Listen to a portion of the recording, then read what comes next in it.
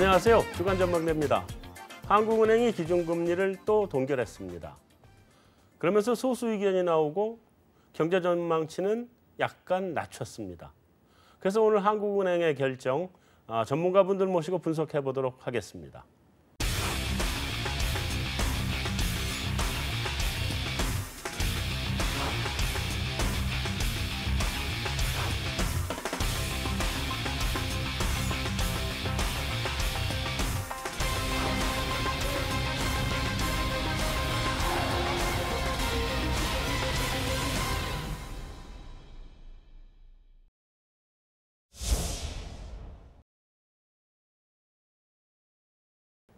네, 먼저 오늘 나오신 전문가분들 소개해드리도록 하겠습니다.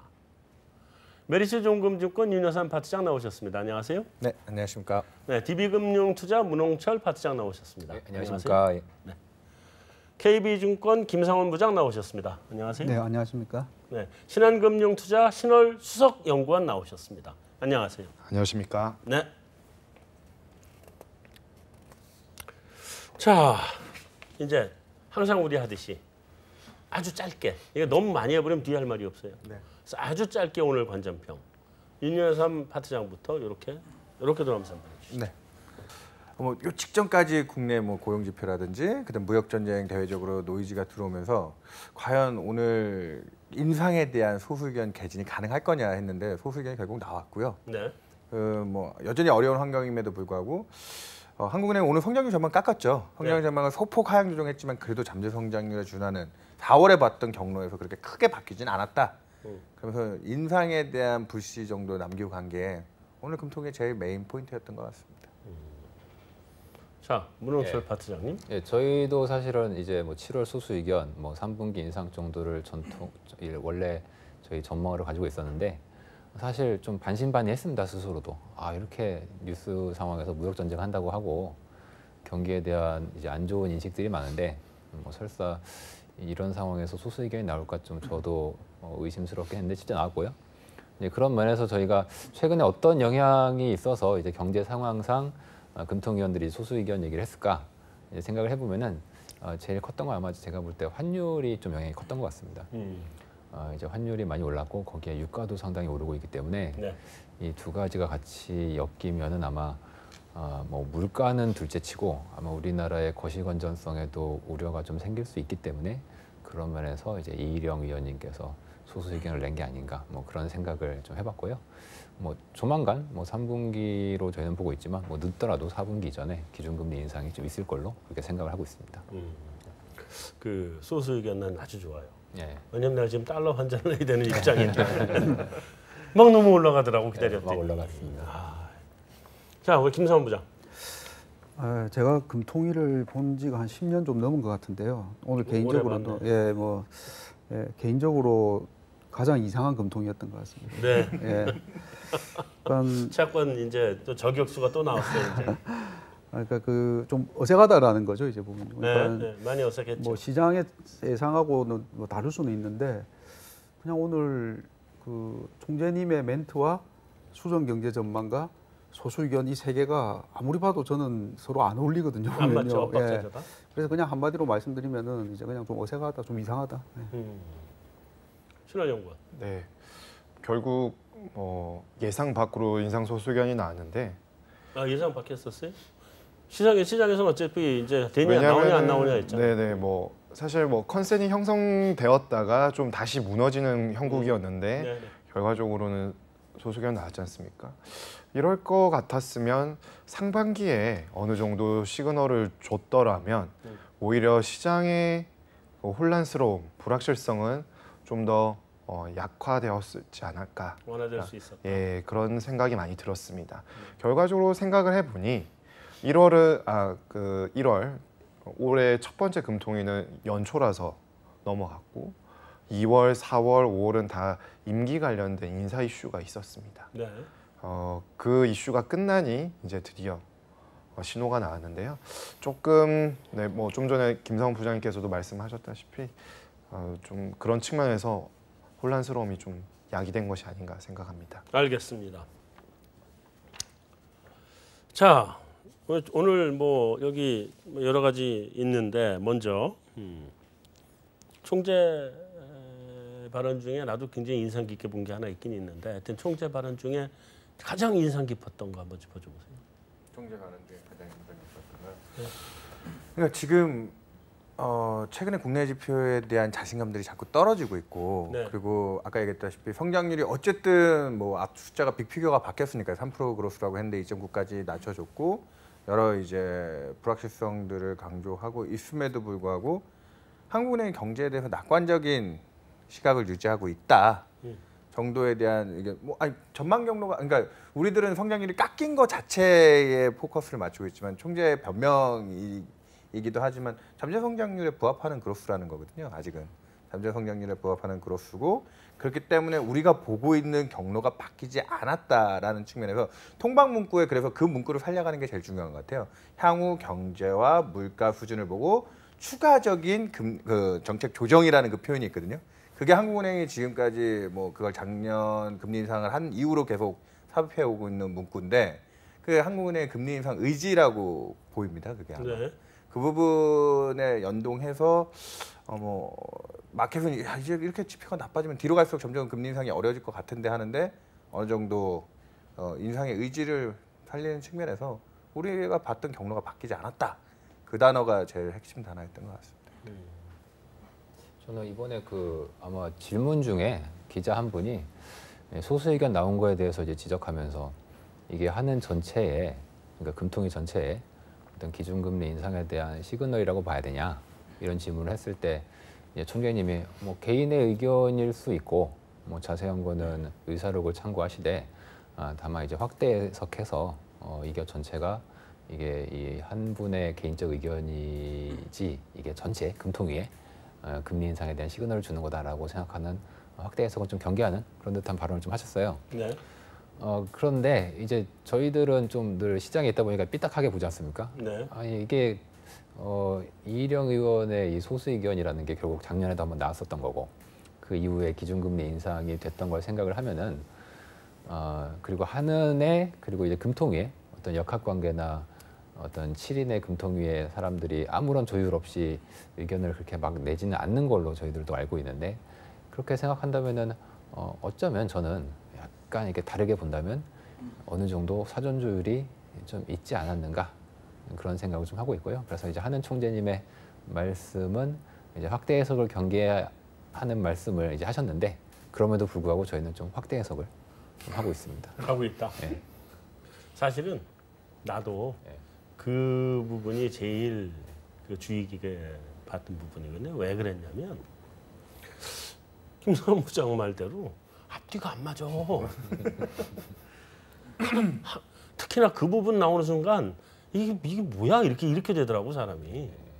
보는 사람 입장에서 그렇잖아요. 그러니까 한국은행이 그러니까 경기 전망과 뭐 소수 의견 나오는 것과 이런 것들이 다 일관돼서 나와야 되는데 한쪽에서는 경기가 떨어진다고 걱정을 하고 뭐가 어떻다고 걱정하면서 한쪽에서는 소수 의견을 내서 인상의 시그널을 보내주고 또 그거를 또 거꾸로 확대하지 마라 그러면 처음부터 소수 의견 왜 냈어? 자, 저는 그 아시다시피 지금 우리나라의 가장 화두가 고용이죠 이제 보면. 네. 예, 그래서 뭐 또 한국은행에게 고용 안정 목표를 뭐 그런 얘기까지 나오고 있는 마당에 오늘 이제 고용 관련된 질문 중에서 총재님의 답변이 이제 이게 숫자 자체는 늘어나기는 어려울 것 같아. 네. 근데 이제 이 부분이 이제 구조적인 문제다라고 이제 답을 하셨는데요. 그 구조적이라는 부분이 뭐 인구가 줄어든다는 그런 뜻일 수도 있고 아니면 이제 뭐 정부의 정책에 대해서 어떻게 뭐 평일 수도 있는데 애들로 얘기한 걸 수도 있고. 예, 어쨌든 저는 그 부분이 좀 인상 깊었습니다. 뭐 다 말씀 주셨는데 또 한 가지 좀 특징적이었다라면은 미중 무역 분쟁에 따른 영향력이 한국은행 역시나 저희와 크게 다르지 않게 예상보다 컸다. 네. 네, 이런 점이 아무래도 반영이 되면서 성장률 전망치도 0.1%포인트 정도 하향 조정하지 않았나 네. 싶습니다. 이때까지만 하더라도 지난달까지만 하더라도 유주열 총재께서는 4월에 제시했던 전망 경로에 부합하는 흐름을 보인다라고 했거든요. 네, 이번에는 조금 소폭 하회하는 아무래도 무역 분쟁에 따른 부정적인 영향력이 우리 경제에도 미칠 수밖에 없는 부분에 대해서 인정을 한 점이 가장 그나마 좀 특징적이었다라고 볼 수 있겠습니다. 한 가지만 더 이건 어느 분이 대답해 주시니 좀 대답을 해주셨으면 좋겠는데 물가를 뭐 1% 중반을 봤잖아요. 근데 그러면서 이게 올라갈 것 같지 않다고 하는 얘기를 좀 했던 것 같아요. 그러니까 물가가 2%에 도달하지 못할 거다라는 그런 식의 얘기를 했던 것 같은데. 아, 금토기 중에요? 아니 그건 나중에. 아, 근데 기자회견 중에 그렇게 얘기하면서도 그래도 인플레이션에 대해서는 뭐 연말 가면은 목표 수준에는 간다. 그쪽에서는 약간 또 호키시하게 좀 총재가 얘기는 했습니다. 근데 또 다른 거로 본바는 또 물가에 대해서 이렇게 자신감이 없어하는 듯한 말투였던 거로. 최근에 이제 코어도 조금 부진했고 최근에 이제 안 나오는 숫자에 대해서 거기에선 약간 조금은 이렇게 변명하듯이 조금 얘기하시는 부분이 있었는데 네. 그럼에도 불구하고 그 금리 인상의 불씨라고 할 만한 부분 중에 그래도 연말 가면 간다. 예, 유가 올라오고 뭐 요즘 유가 올라가는 거 보면 예, 뭐 환율도 좀 올라가고 하고 그 수요 측면의 인플레 압력에 대한 질문도 있었거든요. 네. 그럼 이거는 방금 유가나 이런 건 공급 공급 측면이니까 사이드고. 네. 이제 수요 측면도 올라는 간다고 하셨습니다. 거기다가 특히 말씀하셨던 게 이제 공공요금 같은 경우를 맞아요, 규제 물가. 최근에 규제해서 그걸 빼고 보면은 그러니까 보통 이제 우리가 어떤 쪽으로 결론을 내릴 때 이거 빼고 저거 빼고 보면은 이렇다 이렇게 보통 얘기를 하지 않습니까? 그렇죠. 그러니까 한국은행의 기본적인 스탠스는 뭐 연말로 가면은 좀 오르는 쪽에 가깝다라고 보고 있는 것 같고요. 저는 개인적으로는 이제 한국은행의 그런 스탠스보다도 현재 이제 환율 상승이랑 유가를 보면은 되게 압력이 있는 것 같아요. 사실 있겠죠. 상당히 있는 것 같고 이게 시차를 두고서 아마 하반기에는 꽤 영향을 줄 것 같습니다. 그렇죠, 오겠죠. 어차피 지금 WTI가 75달러 수준 와 있고 그렇죠. 환율도 1,120 오늘 넘어버렸죠. 네. 또. 뭐 지금 앉아서 계속 나는 손해를 보고 있는 판인데 네. 환율 때문에. 그다음에 유가도 손해예요. 그렇죠. 비행기 서차지가 아, 붙기 그러네. 때문에. 네. 네. 그래도 뭐 그러긴 한데.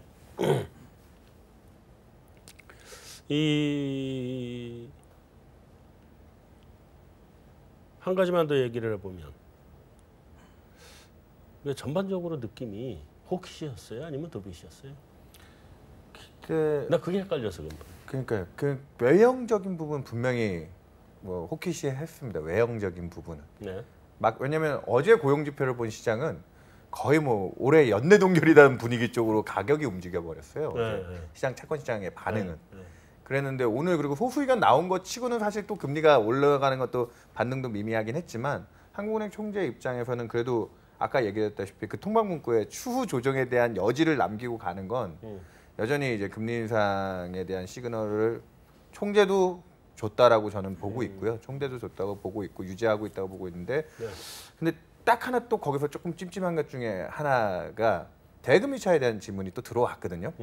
제가 알기로는 뭐 지금 뭐 이미 50bp 정도 미국 상당 기준 미국 기준금리 상당 기준 50bp 역전이 됐고 50bp 이상 역전이 됐고 이게 추가적으로 이제 더 확대될 수 있는 위험성이 있다라는 거에 대해서 총재께서 이제 약간 예전에는 되게 그거에 대해서 외국인 자본 이탈에 대해서 우리나라 건전성이 그렇게 취약하지가 않다라는 쪽의 논리를 많이 세우셨는데 오늘은 그게 금융시장 변동성과 맞물려서 그게 조금 더 확대되는 쪽으로 간다면 우리가 그 부분에 대해서는 대응하거나 뭐 굉장히 예의주시를 하고 있다라는 식으로 예전보다는 조금 더 그거에 대한 부담을 조금 언급하시더라고요. 이제 부담 느끼겠죠. 왜냐하면 다음번에 미국이 한 번 더 올리면 이제 1%에 가까워져 가는 거니까. 100bp까지도 이제 걱정해야 될 상황이기 때문에 올해 연말까지 미국이 2.5까지 가버리면요. 거기에 우리나라가 한 번도 못하면 총재가 오늘 그걸 조금 의식하는 듯한 발언 때문에 사실은 그 부분에 대한 뭐 또 통화 정책의 또 뭐 보조 그런 거에 대한 입김도 좀 있었던 것 같아요. 통방문은 바뀐 게 있어요? 없는 거 아닌가요, 그럼? 뭐 수정 경제 전망은 바뀌었고요. 네.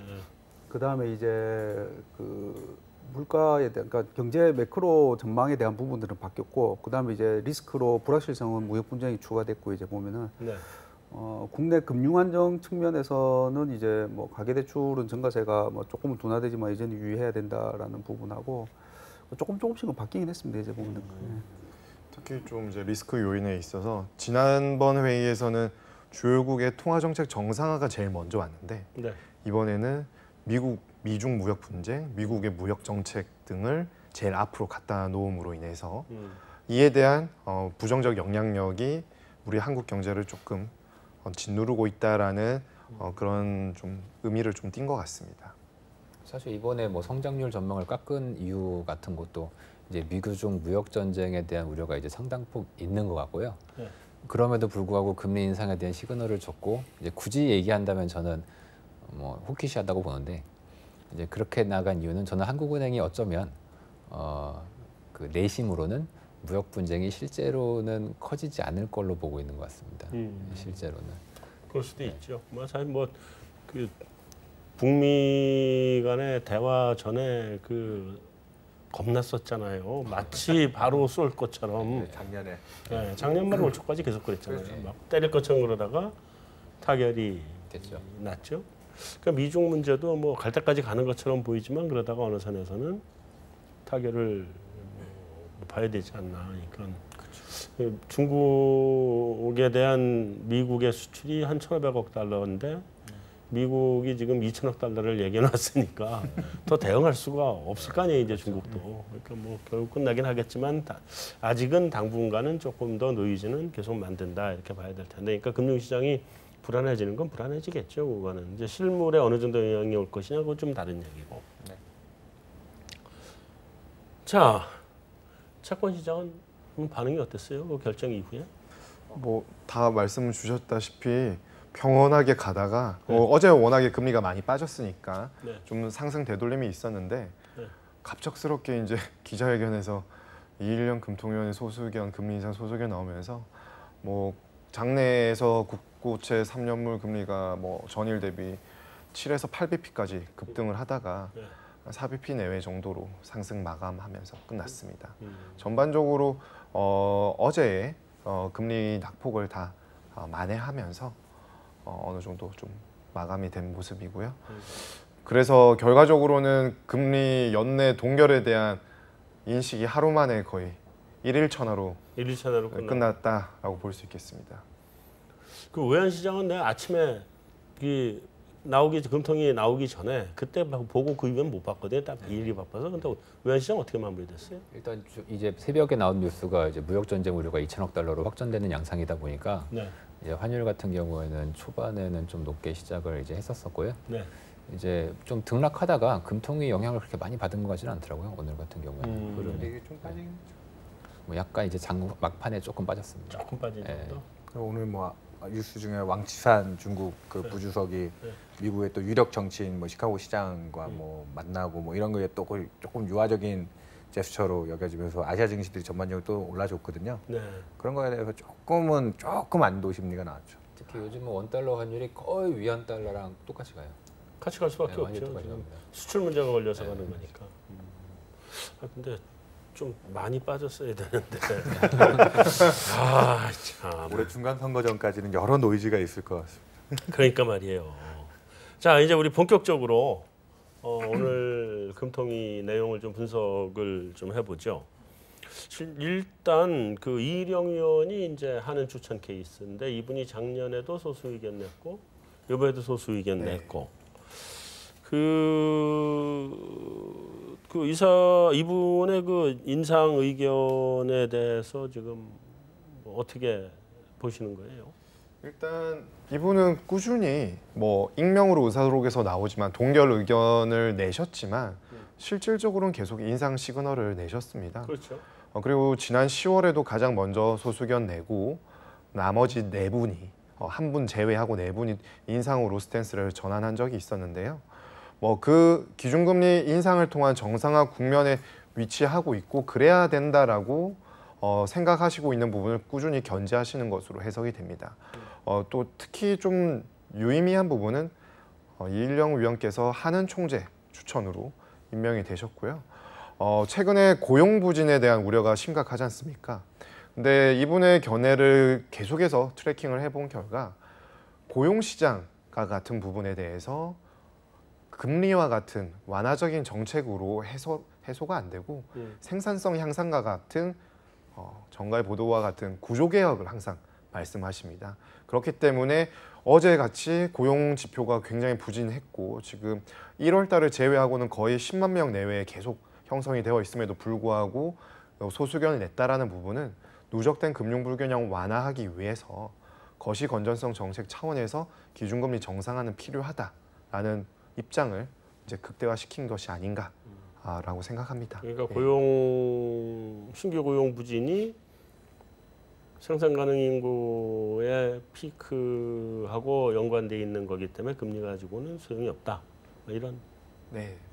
또 뭐 학계에서 뭐 말씀하신 걸로는 선진국 정상화에도 어느 정도 영향을 받는다. 뭐 여러 요인을 말씀하셨는데요. 뭐 크게 그 작년과 크게 입장이 달라지신 것 같지는 않습니다. 문홍준 의원은 예. 그 소수 의견에서 좀 이상한 보고서를 썼던데 시장에서 보통 예. 얘기 안 하는 보고서를. 예, 저는 저 이제 소수 의견 같은 경우에는 전 특히 이제 키를 환율로 좀 계속 보고 있습니다. 네.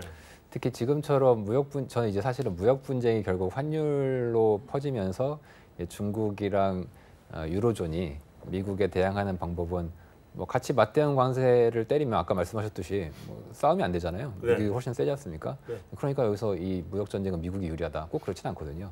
지금 유로존과 이 중국이 서로 연합해서 자국 통화를 약하게 만든다면 달러가 세지면서 뭐 관세 때려봐야 달러가 세지면 그냥 다 말짱 들어오는 거 아닙니까? 네.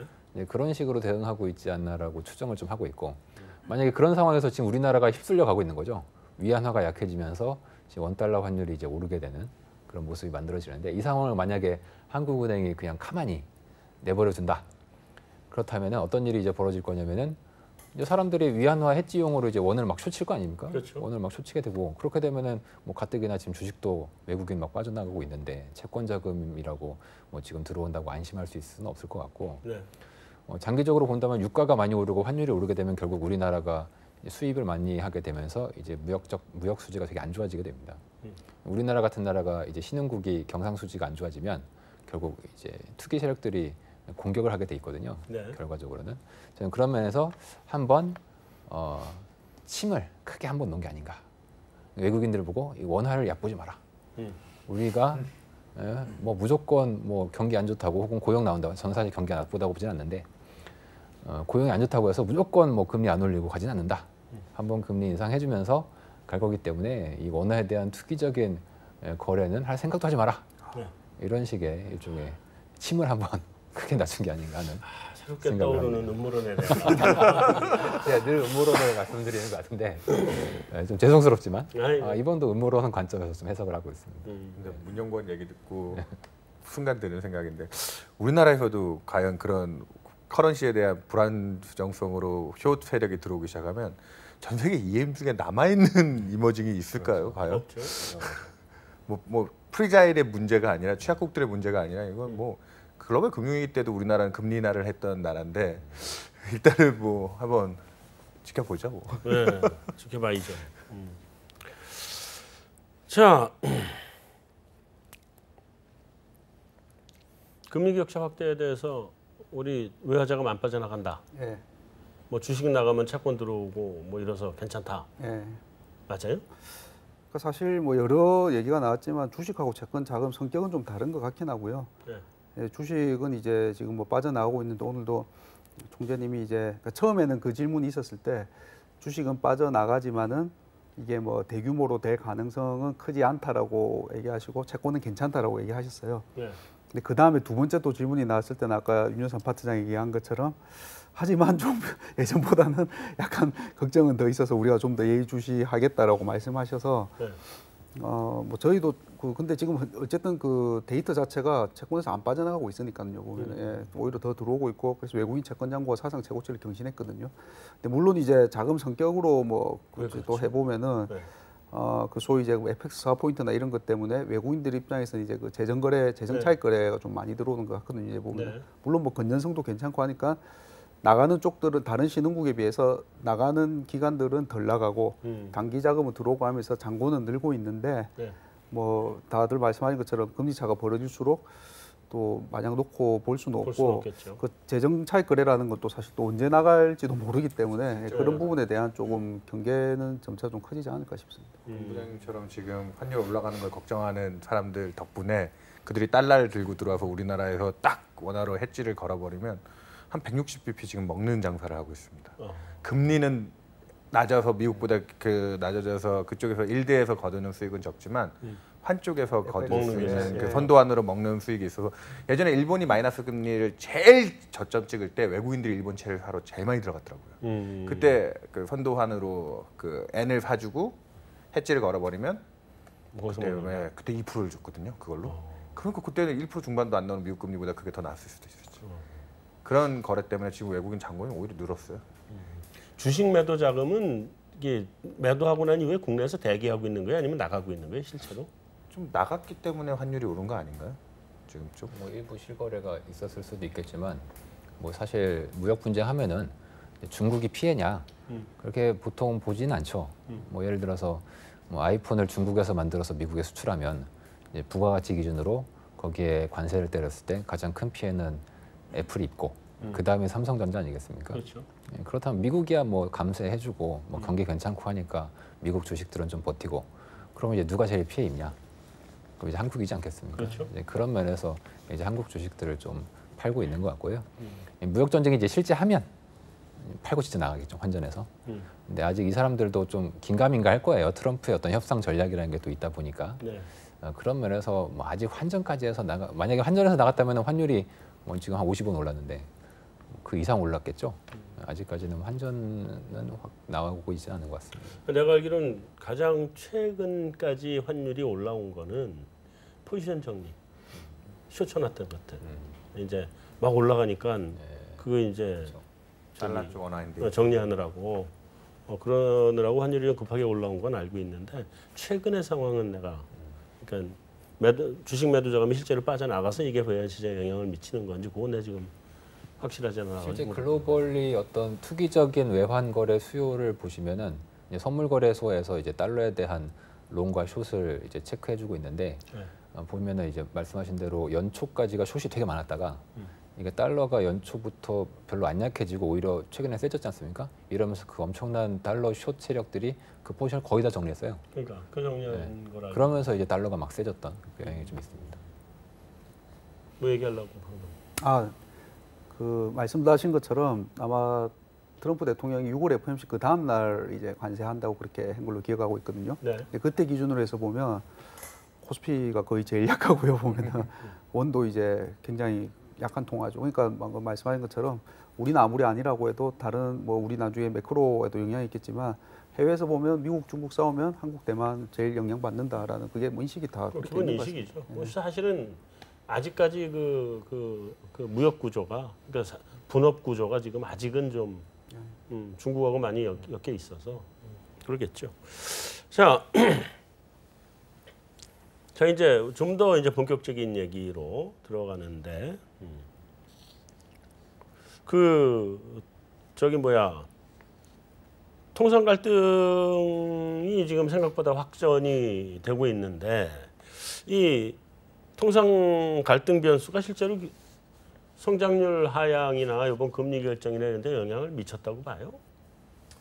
일단 뭐 표면상으로 0.1%포인트 정도 하향 조정되었고 그걸 통상 갈등 이슈로 하향을 했는 건지 아니면 아직 겉으로 내세워 금융시장의 충격이 실물 경제로 갔다라고 보긴 어렵죠. 왜냐하면은 수출 물량과 금액의 증가율을 봤을 때 전업종은 좀 등락이 있습니다만은 우리 수출을 지탱하고 있는 IT, 반도체는 여전히 전년 수준의 증가율 정도를 보이고 있습니다. 그러니까. 다만 반도체는 작년이 60% 이상 늘어났기 때문에 올해는 한 40% 레벨까지 좀 기저효과를 반영하면서 떨어졌지만 전 IT로는 작년보다 좀 더 상승률이 높아졌거든요. 그러니까 물량으로 놓고 보면 엄청난 거죠. 예. 그렇기 때문에 아직 실물 경제로 전이되었다라고 보긴 좀 어렵습니다. 다만 경제 주체들의 심리가 분명히 작년의 상승 회복 모멘텀보다는 둔화된 것은 사실입니다. 심리가 둔화됐다. 네. 이런 부분들이 실물 경제로 과연 전이가 될지 안 될지는 조금 더 지켜봐야 되겠죠. 근데 워낙에 이 무역 분쟁에 대한 불확실성 너무 크고요. 그리고 게다가 거기에 뭐 전반적으로 상반기 예상했던 것보다 물가도 올라가지 못했지 않습니까? 거기다가 뭐 이번에 통방문이나 수정 경제 전망에도 나왔지만 투자 부분이 좀 작년보다는 좀 약해진 것은 사실입니다. 그렇죠. 그렇다고 개선되는 부분이 뚜렷하게 증가세가 나오는 것을 찾기는 좀 어렵죠. 모멘텀이 유지가 되는 정도이기 때문에 다소 조금 위축되는 부분은 반영한 것이 아닌가 싶습니다. 나도 조금은 좀 음모론적으로 얘기를 해보면 감사합니다. 네. 미중 무역 갈등은 그냥 겉으로 내세운 표면상의 이유고 솔직히 속으로 들어가서 보면 지금 부동산 건설 경기 잡았잖아요. 건설 경기 안 좋아졌단 말이에요. 그러지 않아도 안 좋을 거였는데 좀 많이 잡았고 다음에 여러 가지 지금 신정부 들어서 내세운 여러 가지 임금하고 관련된 정책들 이런 것들이 경기에 조금 좀 부정적인 영향을 미치고 뭐 고용은 뭐 어쩔 수 없으니까 생산 가능 인구 자체가 그렇게 크게 늘어나지 않는 상태이기 때문에 이 고용이 늘어난다는 건 좀 어려운 일이니까 그거는 그렇다고 치는데 그런 부분들 또 외국인 관광객 좀 많이 들어오면서 내수가 좀 어려운 부분 또 일부 산업 여전히 어렵고 뭐 그런 것들을 갖다가 반영한 거 아니에요? 난 그쪽이 훨씬 더 미중 무역 갈등은 아직 현재화하지 않은 리스크고 이건 현재화한 것들인데 난 그거 아닐까 싶은데 어떻게 보세요? 저희도 이번에 낮춘 거는 이제 미중 무역 갈등은 지금까지 영향보다는 저도 말씀하신 것처럼 앞으로의 불확실성 쪽이 더 크다고 보고 있고요. 아마 하느니 낮춘 것들 보니까는 항목별로 보니까 투자 쪽을 좀 더 생각보다 더 많이 낮췄더라고요. 그러니까 그렇죠. 기업들 설비나 건설 투자 결국 그쪽이 생각보다 원래 지난번에 봤던 것보다 더 떨어졌다는 부분. 안 나오죠. 예, 그리고 소비는 좀 올라갈 걸로 봤는데 이제 안 올라가는 거죠 이제 보면. 올라갈 수가 없죠. 예, 그런 부분들이 좀 반영이 된 게 아닌가 싶습니다. 최근에 또 포인트 중에 하나가 수입이 줄어요. 그 확실히 이제 내수가 내수가 꺾이나요? 부진하다는 거고 그렇기 때문에 GDP에서 아마 순수출의 기여도는 그래도 유지가 늘어나죠. 그러면 이제 아무래도 수출이 수입보다 늘어나는 GDP 값에서는 그렇게 나오지만 아까 얘기했던 그 부족한 부분들이 기업들의 설비 투자라든지 이런 쪽에 대한 데미지이기 때문에 성장률은 어떻게든 하느니 예상했듯이 좀 유지가 되는 방향이라고 해도 질적으로는 안 좋다고 봐야 되고요. 그 동력대로라고 하면 내년도를 더 걱정할 수밖에 없죠. 그 연장선으로 놓고 보면. 그래서 이번에 금리 인상 뷰를 내는 것도 사실은 대부분 투자자들이 올해 한 번은 한다. 왜냐하면 거의 밑밥 다 깔아놨고 작년에 11월에 금리 인상하면서 한 번 올리려고 올리는 게 아닐 거다 사이클상. 작년에 물론 부동산이라고 하는 또 하나의 큰 이슈가 이벤트가 있긴 했지만 올해는 지금 부동산 시장도 침체되고 어떻게든 시장 분위기는 4월달에 총재가 했던 말이 그래서 제일 정답이지 않느냐. 올릴 수 있을 때 올려야 한다.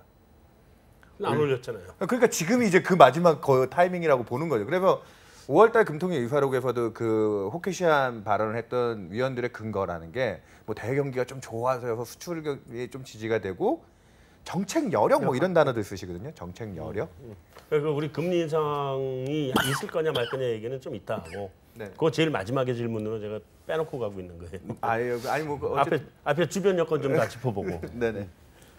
자, 근데 문홍철 의원. 예. 그럼 한국은행 내부에서도 예. 혹시 예. 뭐 잠재 성장률 수준을 따라간다 뭐 어쩐다 이런 얘기는 하지만 예. 혹시 경기가 꺾였다고 보는 거 아니에요? 저, 지금 이미 예, KDI나 민간연구원 이런 데서는 예. 경기의 하방에 대한 얘기를 한 지가 오래됐잖아요. 그렇죠. KDI도 그러고 나오고 있는 예, 편인데. 예. 약간 민관 연구기관이나 KDI 같은 경우에는 보통 글쎄요, 제가 지금까지 채권 시장에서 일을 하면서 좋다는 얘기를 한 적은 제가 볼 때 거의 없었던 것 같습니다.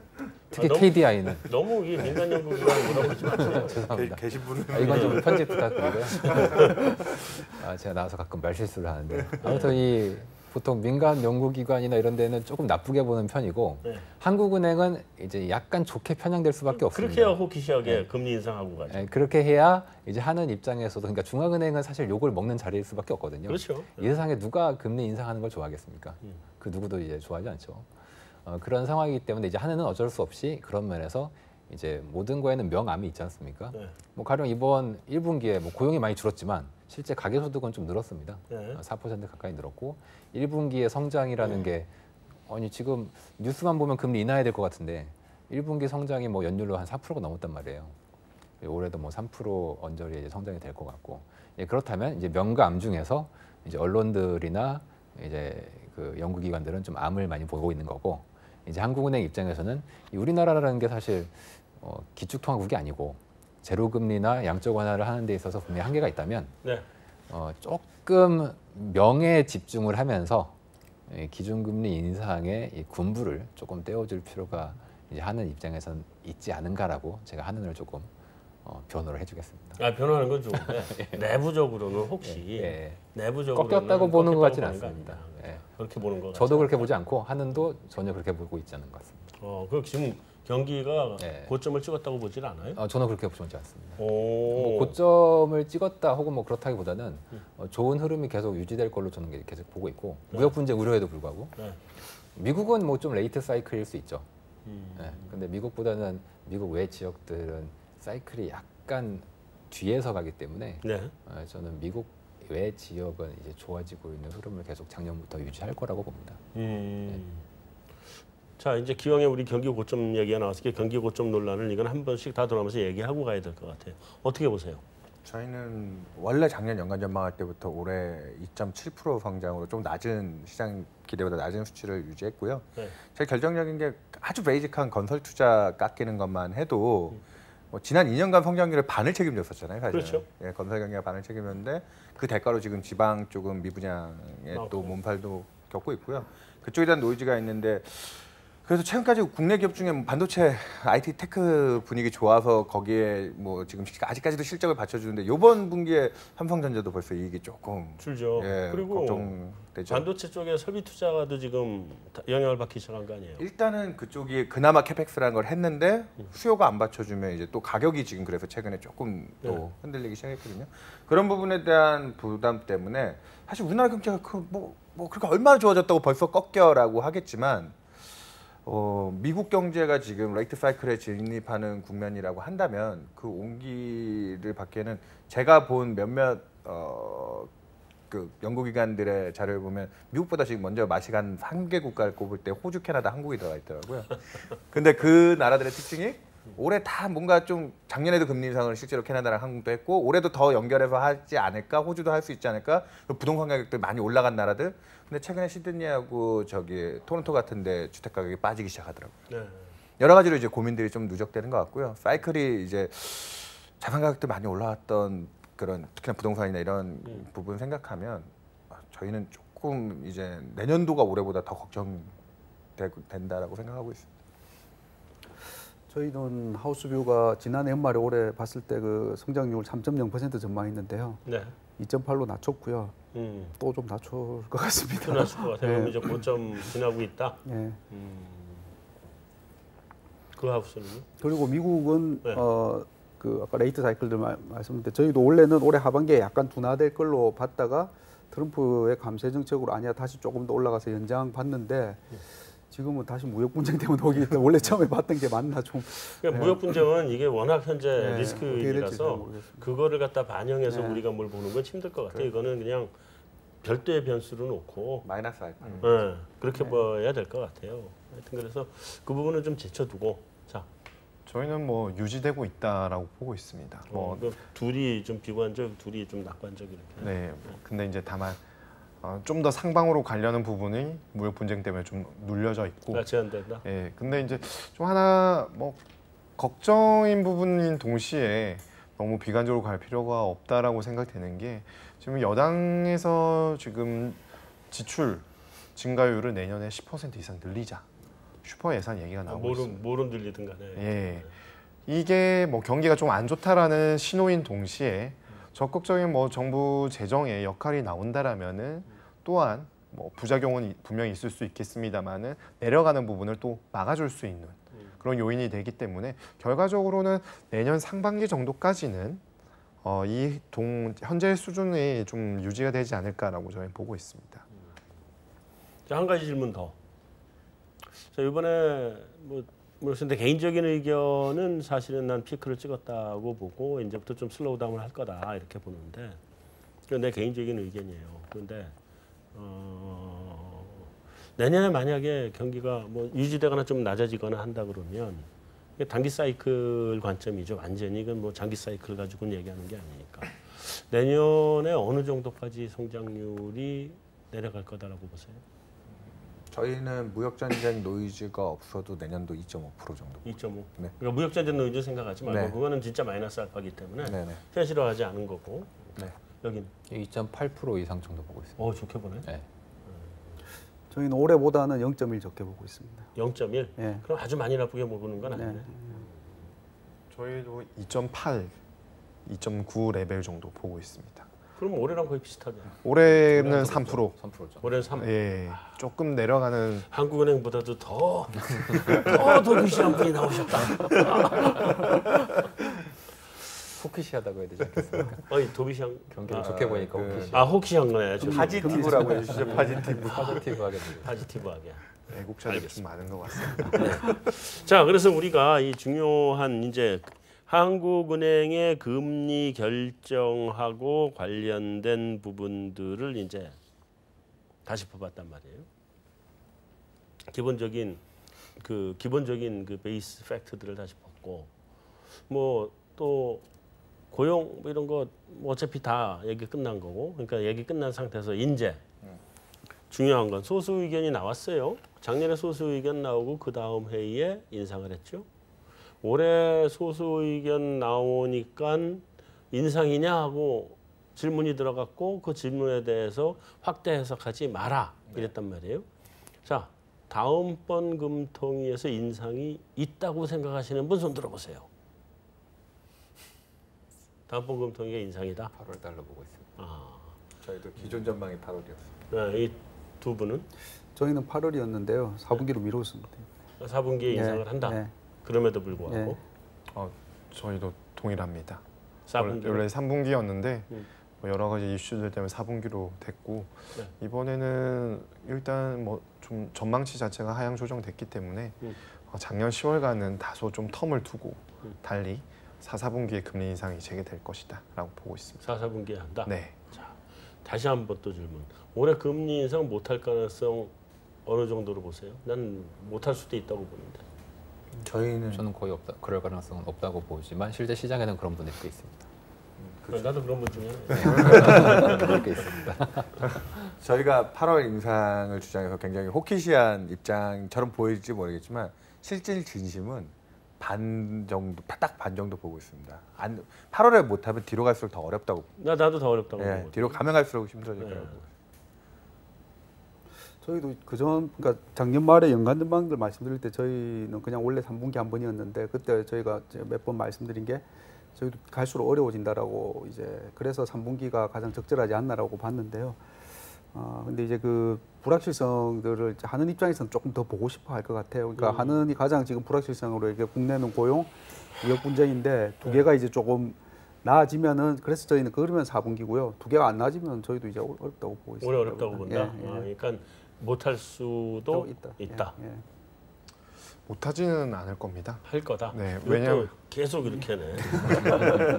작년을 잘 생각해 보시면은 하는 그 창립 기념일인가요? 네. 그때 이제 이주열 총재께서 누적된 금융 불균형 완화해야 된다라고 6월달에 말씀하셨고 그에 기반해서 일령위원이 금리 인상 소수견 10월에 낸 이후에 11월을 됐습니다. 네. 그때 10월에 가장 결정적으로 인상 소수견이 등장할 수 있었던 이유가 여름을 짓눌렀던 북한 이슈가 조금 잠잠해졌고요. 네. 금융 안정 그리고 경기 회복세, 대외 요인 이 3박자가 맞아 떨어졌거든요. 그렇죠. 근데 지금은 제가 한 텀을 두고 될 것이다라고 말씀드린 이유가 경기에 대한 부분이 다 의구심이 있고 방금 윤여선 파트장님께서 말씀하셨다시피 못하면은 8월에 못하면 뒤로 갈수록 좀 더 불안해질 수는 있습니다. 그렇지만 한은의 상반기의 명목상 금리를 동결시켰던 가장 큰 이유가 물가인데 4, 4분기에는 어느 정도 올라가는 데 방향성은 모두 다 대부분 동의하고 계시고요.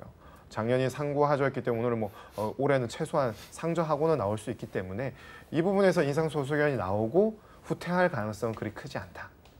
분명히 인상으로 좀 더 금통위원분들이 스탠스를 옮길 것이다. 올해는 한다. 네. 사실 아까 우리 분장실에서 얘기했지만 지난번에 얘기했던 좀 올리려면 5월에 올렸어야 되는 거. 그러니까 그때가 그때가 뭐 북한 이슈도 있고 막 정신 없을 때 해서 해야 되는데. 그랬어요. 그리고 그때가 사실은 우리 경제의 그 좀 부정적인 변수가 상대적으로 그때 좀 적었던 것 같아요. 무역 전쟁이 노이즈 수준이었죠. 최근에. 그렇죠. 노이즈 정도 수준이었고, 그러니까 그때 하려면 했어야 된다는 생각인데 앞으로 또 우리 경제는 뭐 좋아질 게 더 있다고 뭐 보세요? 난 너무 확신을 가지고 얘기하길래. 예, 저요? 네. 네, 저는 굉장히 사파에 가깝기 때문에 정파가 아닙니다. 그래서 굉장히 약간 헛소리처럼 들리는 얘기를 많이 하게 되는데 네. 이게 또 경제연구소에 계신 분들이 계시고 또 채권하시는 분들이 이제 경제 베이스시다 보니까 이제 경제를 이렇게 많이 이렇게 보시지 않습니까? 저도 이제 채권하다 보니까 그렇게 됐는데 어느 순간부터 이걸 조금 그러니까 버렸다기보다는 관점을 많이 바꿨습니다. 어떻게 네. 바꿨냐면 전통 경제학 교과서는 당연히 펀더멘털이 이제 금융시장 가격을 결정한다 이렇게 나오지 않습니까? 네. 저는 정반대로 금융시장이 펀더멘털을 결정한다고. 아니 양쪽이 왔다 갔다 해요. 전통 경제학자들도 그래. 이렇게 열린 사고를 가지고 계시네요. 깜짝 놀랐어요. 이런 분 처음 봤습니다. 서로 밀고 끌고 가는 거죠. 그렇죠. 네. 그중에 특히 이제 그 안에 들어있는 변수 중에 가장 우리나라에 중요한 건 환율이라고 봅니다. 환율. 글로벌리도 환율이고 네. 그런 면에서 이제 그 전 세계적으로 성장을 끌고 가는 게 결국 부채 사이클이지 않습니까? 네. 결국은 현재 특히 1990년대 이후로는 금융이 이제 엄청나게 커졌기 때문에 네. 이걸 어떻게 줄일 수도 없고 뭐 그렇다고 이거를 뭐 그냥 냅둘 수도 없고 굉장히 큰 문제가 돼 버렸습니다. 네. 부채가 늘어나면 경기가 그냥 가만히 있어도 좋아집니다. 네. 그리고 이 부채를 결정하는 가장 중요한 요인으로 제가 보는 게 이제 달러 가치인데 네. 달러가 약해질 것 같다는 전망이 강해지면 사람들이 부채를 더 내기 시작합니다. 달러가 싸지니까요. 네. 글로벌 유동성은 달러니까. 이제 우리나라도 한번 보죠. 왜 주택 가격이 이제 4월 달부터 막 조정받았지 않습니까? 네. 사람들은 규제 때문에 그렇다 이렇게 하시는데 규제는 사실 작년에 더 셌죠.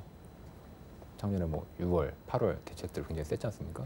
근데 왜 하필 이제 4월 달부터 부동산이 꺾였을까 생각해 보면은 저는 그때부터 이제 글로벌 달러가 굉장히 세졌기 때문에 그렇습니다. 저는 제 관점에서는 그래요. 우리나라는 굉장히 글로벌 유동성에 민감한 나라고 네. 그런 면에서 달러가 지금처럼 계속 세지면 그냥 경기고 뭐고 그냥 없으면 다 죽는 거죠. 다 죽는 거. 근데 달러가 만약에 앞으로 지금 수준에서 더 안 강해지고 만약에 꺾인다, 약해진다. 그러면은 경기가 뭐 건설 투자고 뭐 설비 투자고 이런 거 그냥 다 무관, 다 무시하고 그냥 엄청나게 그냥 따라가는 변수들인 거죠. 얘네들은 네. 달러가 이제 약해지면은 또 뭐 투자가 막 살아나는 그런 관점이 될 수 있기 때문에 저는 뭐 연말에 미국 선거 끝나고 달러가 상당히 약해질 걸로 보고 있습니다. 우리 여기 원래 출연하시던 채권의 날 중에 하나는 네. 뭐 금리가 모든 것을 네. 뭐 보여준다 뭐 이런데 이분은 환율이 모든 환율을 것을 보고 있습니다. 보여준다. 앞으로 그렇습니다. 책 하나 기대하겠습니다. 아유 예, 하나 내겠습니다. 네.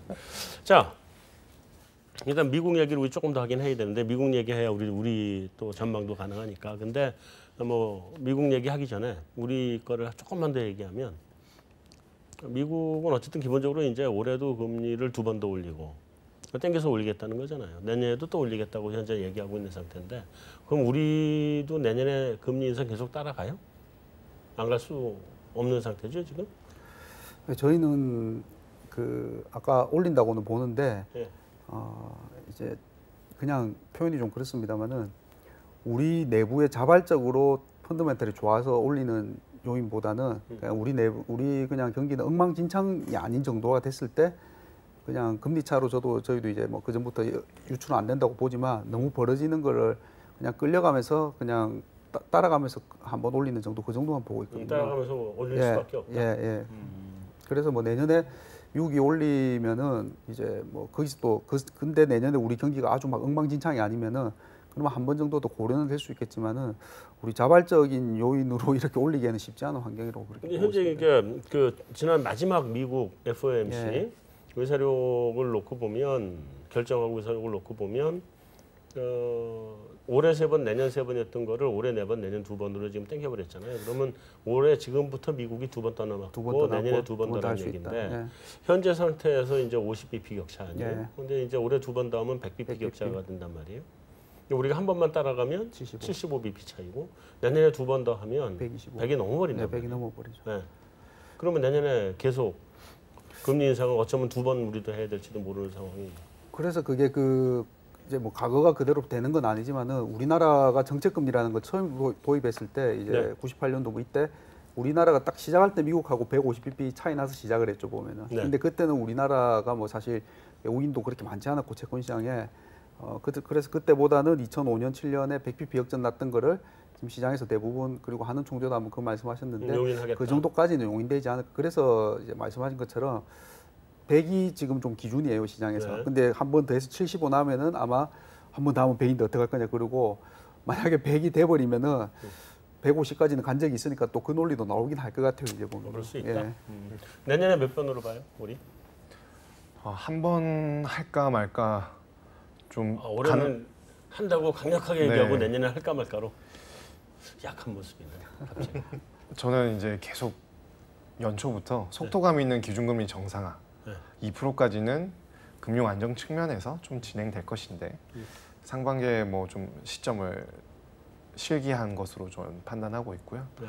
그러다 보니까 이제 뭐 다들 말씀 주셨지만 딱히 좋은 측면을 점점 찾아가기가 어렵기 때문에 네. 만약에 자본 유출에 대한 압력이나 환 시장이 급격하게 한쪽으로 쏠림 현상이 나타나지 않는 한 약세 쪽으로 좀 더 고민을 많이 하면서 그 가능성을 타진할 것 같습니다. 뭐 방향성을 바로 동결이나 인하로 전환시키기는 어렵겠지만 인상에 대한 올해도 도대체 언제 할 거냐라는 얘기가 지금 6개월 이상 진행되었지 않습니까? 네. 내년은 좀 더 장기화될 수 있을 것으로 연결될 수 있다. 네. 인연삼 연구원 결국 이 모든 얘기를 다 종합해서 보면 여기는 제일 마지막에 물어볼게요. 예. 왜냐하면 예. 제일 강하기 때문에 감사합니다. 여기가 제일 호키시하기 때문에 여기 제일 마지막에. 네, 그렇게 하겠습니다. 그 보면 결국은 얘기는 금리 정상화냐 경기 여건을 따라가는 거냐 그거 아니에요 결국은 네, 지금. 그 내년에 그 몇 번으로 저희는 아까 얘기했다시피 한국은행이 생각하는 정상화의 타겟 레벨이 있을 거 아니에요. 정말 예전에 균형 이자율 얘기할 때 기준금리로 2% 얘기가 한번 조동철 위원이 했던 걸로 작년에 기억이 나는데 네. 지금 우리가 구조적인 문제에 대한 심각성이 커진다고 하면 그래서 아까 내년도도 2% 중반엔 정도의 크로스 정도를 생각하는 저희 입장에서는 올해 못 올리면 내년까지는 그냥 쭉 갈 거라고 봅니다. 내년까지 쭉 간다. 올해 못 올리면. 그러니까 1.75 이상은 저는 좀 힘들다. 올해 한번 올리면. 그러니까 올해 올리면 내년에 인상 없고요. 네. 올해 못 올려서 내년에 딜레이돼서 인상을 할 수 있을 거냐, 네. 그거에 지연 시켜서 갈 거냐. 그럼 올해 이 정도 여건에서도 못 올리면 저희는 1.50으로도 쭉 갈 수 있는.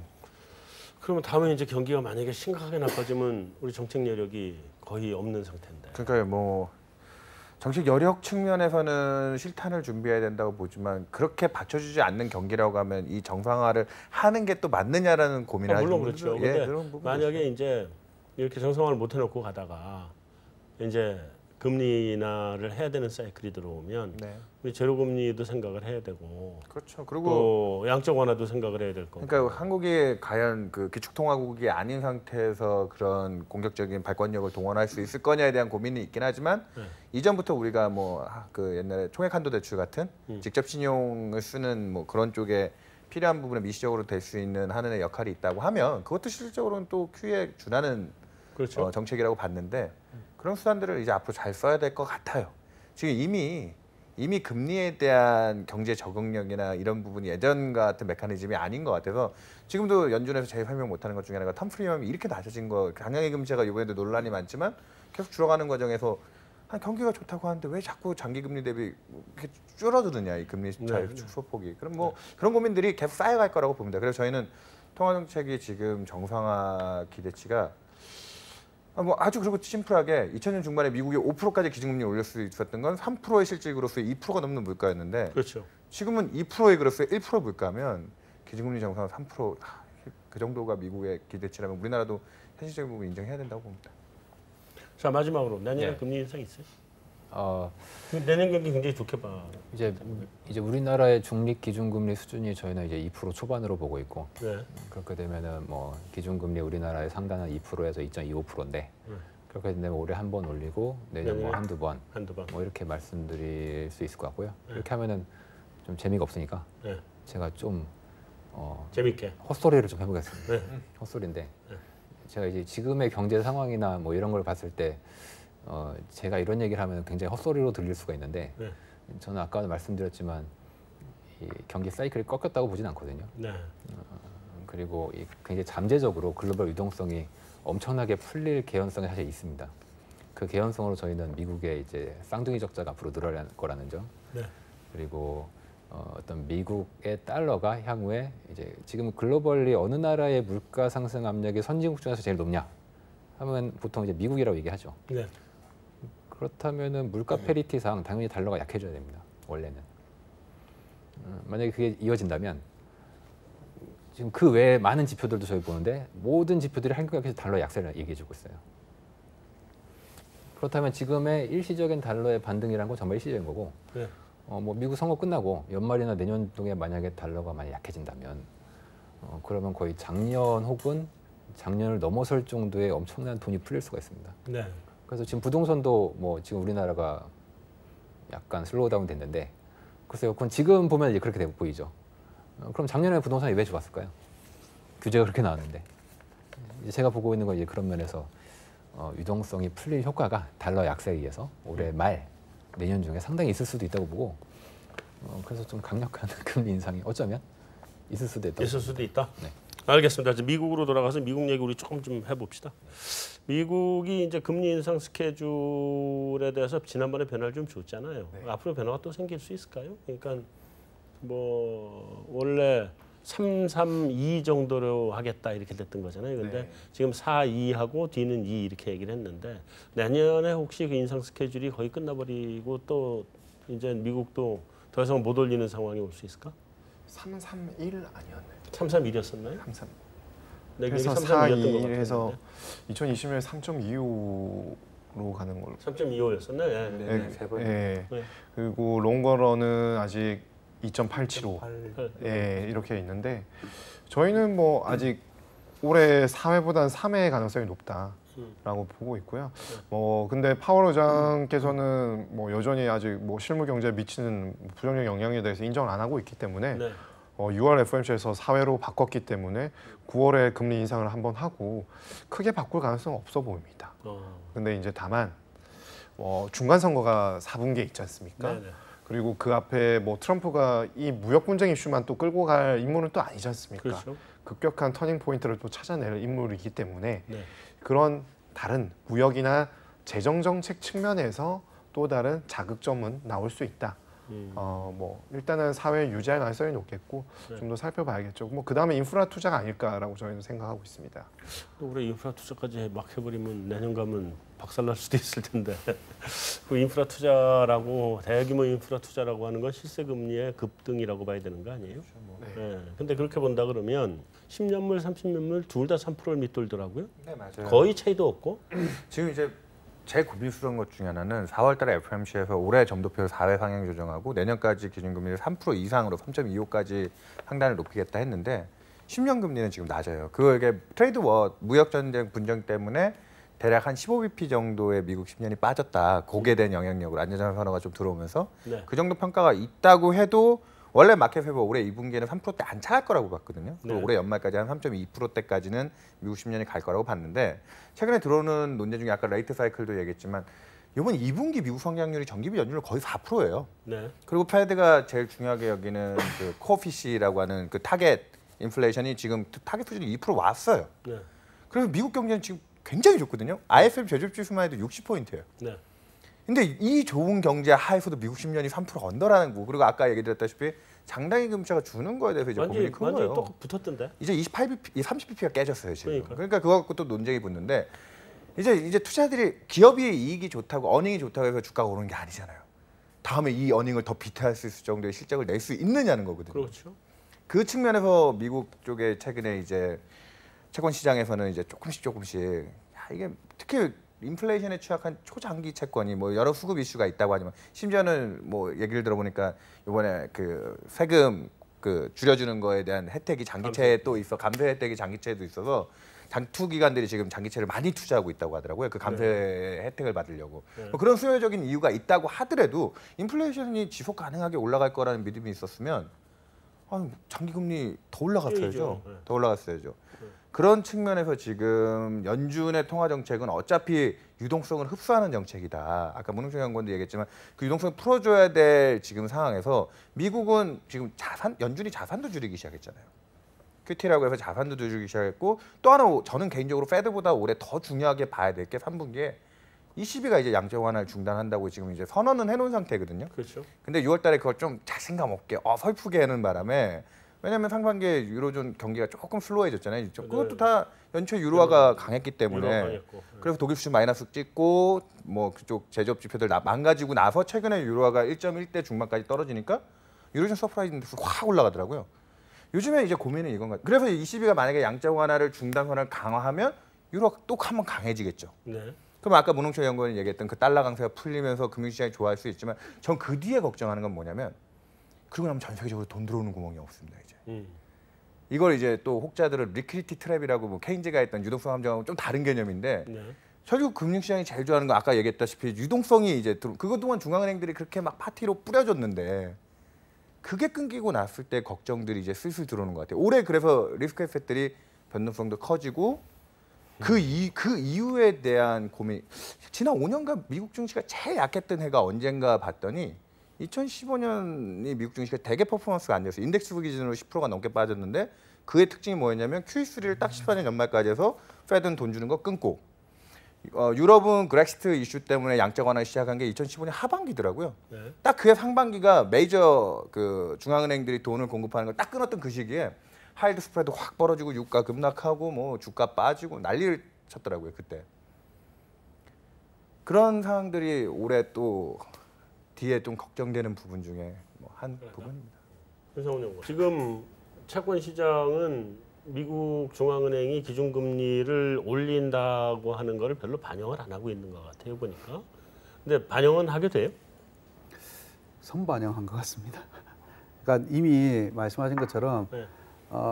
올해 뭐 4번이든 내년 3번이든 그거는 있는데 만약에 다음 9월 FOMC에서 이제 그래서 저희는 봐야 될 게 아마 그때 되면은 2022년 숫자가 나오기 시작하는 점이 그리고 왜냐하면 지금 점도표대로 보면은 올리다가 결국은 다시 이제 꺾인다는 거고요. 그렇게 되면 내년 되면은 아마 그 인상 후반 국면이라는 인식이 생기고 시장은 선반영을 워낙 빨리 하니까 그런 부분이 있는 것 같고요. 근데 이게 이제 다시 미국 시장 금리가 한번 레벨이 올라가려면 이제 앞으로 9월이나 12월 FOMC 점도표에서 2022년이 나오는데 그 점이 다시 올라가고 롱거런이 만약에 올라가면은 그러면 시장이 아닌가 다시 계속 올리나 봐 하면서 이제 한번 더 올라갈 것 같아요. 예. 근데 그게 아니면은 이미 뭐 그거 가지고 그렇게 많이 올라가기는 좀 어렵지 않나 싶습니다. 그러니까 장기 이게 지금 단기적으로는 경기가 그렇죠. 좋지만 예. 좀 장기적으로는 좋지 않게 보고 있는 상황이. 그래서 뭐 아까 그런 부분들이 뭐 윤여상 파트장 말한 것처럼 장단기 금리 축소에도 또 하나 배경이 아닌가 싶습니다. 그러면 네. 하반기 되면 네. 그 중간 선거도 있고 뭐 여러 가지가 있긴 하겠지만 미국 금융 시장은 어떻게 안정되는 거예요? 계속 이 불안한 상태가 계속 가는 거예요? 트럼프는 쇼맨십이 있지 않습니까? 네. 방송을 또 했던 사람이고 네. 방송을 하는 사람들의 이제 특징 중에 하나가 대중을 심리를 잘 캐치해서 그 사람들이 원하는 어떤 하나의 카피로 나가고 있는 거고 현재 우리는 왜 잘 못할까? 우리도 한번 카피라이터가 돼보시죠. 네, 한마디로 좋아요. 오늘의 제목을 네, 만들어 보시죠. 그런 면에서 트럼프가 이번에 잡은 카피는 무역 전쟁이라는 이제 카피인 거고요. 그런데 지금 보면은 지지율이 올라가고 있지 않습니까? 네. 다만 이제 뭐 일부 트럼프의 전통적인 지지 지역들은 일부 좀 떨어지긴 했지만 전반적으로는 지지율이 올라가고 있어요. 그러니까 미국 대중들은 이제 무역 전쟁을 좋아한다는 얘기죠. 네. 예, 그걸 본다면 아마 트럼프는 계속 한번 맛을 봤기 때문에 이 대중들이 환호할 만한 이 무역 전쟁의 얘기를 계속 할 수밖에 없고 요즘 뭐 감세한 얘기도 또 하고 있지 않습니까? 폭이 한 뭐 1%포인트밖에 안 되지만 뭐 감세, 뭐 무역 전쟁 얘기. 이번에 무역 전쟁에서 이제 2천억 달러에 대해서 매긴다는 것도 그게 아마 8월 말 정도에 결정이 될 걸로 보이는데 이제 선거가 또 굉장히 앞서서 있는 그런 시점들과 계속 맞물려 갈 거기 때문에 금융시장 불안. 그러니까 이제 대중이라는 건 그 특징이 그런 겁니다. 이 대중이라는 게 굉장히 저는 이제 비유를 하자면은 되게 막대 먹은 애인이라고 생각을 좀 하는데 네. 이 대중들이 굉장히 심리적으로 아주 조울증이에요. 조울증을 흔들 수 있는 방법은 이 트럼프처럼 저렇게 하는 거죠. 네, 저는 그래서 좀 불안함이 선거 때까지는 좀 이어질 걸로 계속 이어진다. 네. 그 음모론은 아니고 이건 약간 그냥 소설 뭐 그냥 그것도 음모론이에요. 음모론이신데, 소설이 예. 음모론이에요. 그러니까 아까 문홍철 진 파트너 얘기한 것처럼 그때까지는 불안하고 네. 그리고 그 끝나고 나서는 아까 윤선 파트너 말한 것처럼 돈줄이 안 나와서 걱정이 돼서 시장이 만약에 망가지면 특히 트럼프 대통령 입장에서 미국 주시장 망가지면 별로 안 좋겠죠. 이제 보면 그러면 저는 이 양반이 또 양반이라면 안 되죠. 이제 보면 이분이 다시 선거 트윗을 좀 날려줘. 네, 선거 끝나고 나서 만약 이겨요. 그러면 트윗에다가 다시 난 저금리 약달러 좋아요. 또 한번 또 한번 날려주시고. 네, 뭐 그럴 수도 있지 않을까 싶습니다. 네, 잘 알겠습니다. 오늘 의견들을 종합해 보면 우리 금융시장은 금리 정상화냐 아니면 경기 여건을 따라가는 금리 정책이냐로 귀결이 되는 것 같고요.